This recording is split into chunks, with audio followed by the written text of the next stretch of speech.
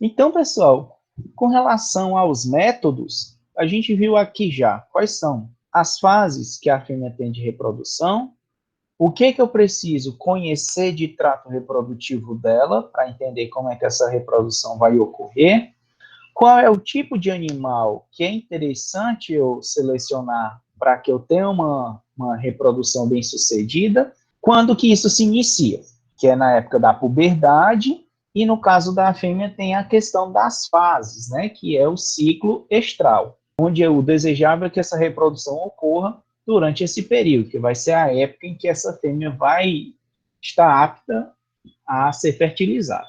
Então, dentre as formas que nós temos para verificar a reprodução desses animais, a gente pode ter através da monta natural, da monta controlada, e aí vocês veem uma observação para esses dois tipos de método, que eles exigem a presença do reprodutor na fazenda, tá? Ou pelo menos é a forma mais normal de existir, de ter animal dentro da fazenda. A inseminação artificial, onde na inseminação artificial a diferença vai ser você dispensa a presença do reprodutor dentro da fazenda, você só tem que contar com a compra do material vindo de uma central de genética ou de uma granja de produtores, né? Aí vai depender do modelo de produção que você tem e de onde você vai adquirir esse material. Mas o conceito geralmente é esse. A monta natural, então, é essa condição convencional, e que a gente vê na maioria dos criatórios ainda por aí afora, nas nossas regiões. Como é que isso acontece? Os animais são criados ao ar livre, são criados soltos, na hora que bem entende, ocorre essa monta. Qual é o problema disso? Você não tem um controle zootécnico muito eficiente. Vamos imaginar que se você tiver mais de um reprodutor, aquela fêmea que foi coberta, você vai ter dificuldade de saber quem foi o pai. Ah, professor, não tem como eu saber quem foi? Tem. Você pega, pinta com tinta o peito do reprodutor, e aí, na hora que ele sair para o campo com as fêmeas, aquele que deixar marcado de tinta o lombo da fêmea foi o que fez a cobertura. Mas, geralmente, quem adota esse tipo de monta dentro da suinocultura, ele não vai se dar esse trabalho. Dificilmente vai se dar esse trabalho. Então, você não observa isso. Vamos imaginar que, dentre as formas de reprodução, é a mais sem controle que você tem. Você não tem controle de período em que essa fêmea vai ser coberta, ela pode ser coberta em qualquer época, e inclusive em períodos que você não vai ter demanda de produção, ou que você não vai ter condição de manter esses animais. Vamos pensar assim, por exemplo, uma fêmea que tomou cria na época seca, em que ela, para a nossa região, é bem complicado, porque o custo de alimentação fica mais alto, para você alimentar ela vai ficar bem mais caro.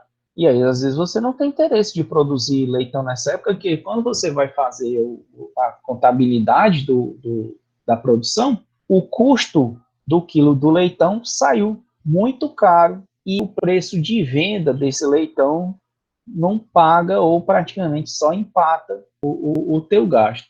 Então, muitas vezes é até recomendado ter um controle maior da produção, questão de demanda, preço, justamente para você não acabar tendo esse tipo de situação desagradável. E a monta natural, você não vai ter um controle muito eficiente sobre isso.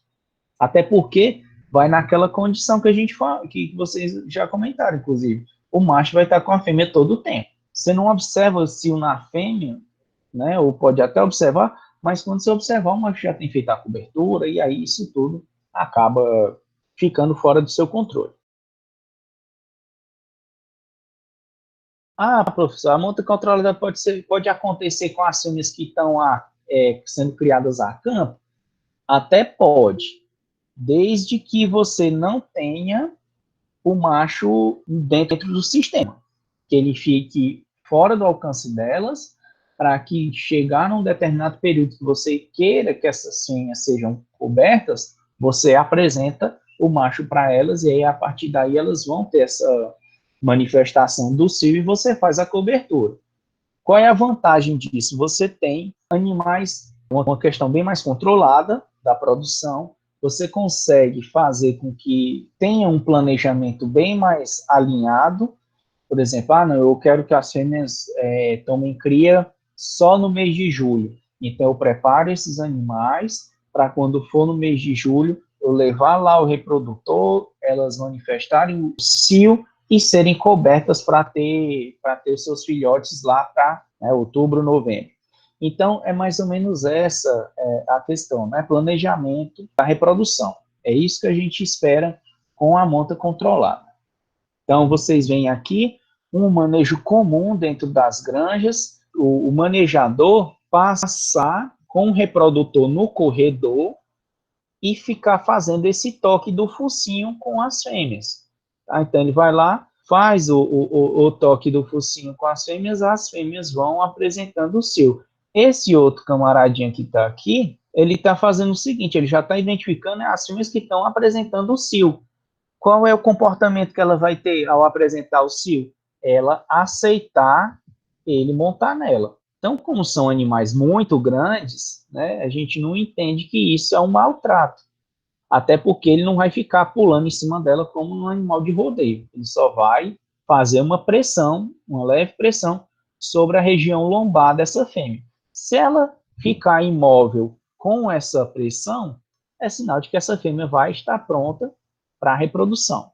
Se, por um acaso, ela rejeitar, ela ainda não está no cio. Então, aqui, para essa monta controlada, pode ser feito também o uso de rufiões. O que seria um rufião? O rufião é um animal que ele apresenta a capacidade de produção de testosterona do macho, só que ele não é capaz de reproduzir. Faz um desvio do pênis desse animal para que ele fique impossibilitado de fazer a cobertura, coloca um avental, que aí vai impedir dele apresentar, né, dele exteriorizar o pênis. E por que é feito isso? Justamente para desgastar menos o reprodutor que eu tenho na fazenda. Vamos pensar no seguinte, o animal criado a campo, eu preciso, para ter uma capacidade de cobertura adequada, eu preciso ter uma proporção de um macho para cada 15 fêmeas na monta natural. Na monta controlada, eu já consigo ter um macho para 30 a 50 fêmeas. Então, isso ajuda demais a eu ter o menor desgaste desse meu reprodutor. Ele vai ter uma capacidade de cobrir uma maior quantidade de matrizes. E o rufião, ele vai trabalhar justamente nessa condição de identificar essas fêmeas que estão apresentando o cio. Outra questão do uso da monta controlada é porque vai facilitar a identificação dos pais da leitegada.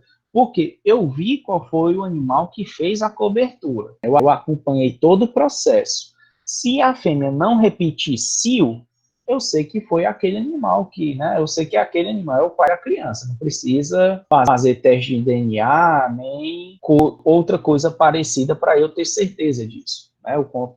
Porque a identificação, o registro já mostrou isso.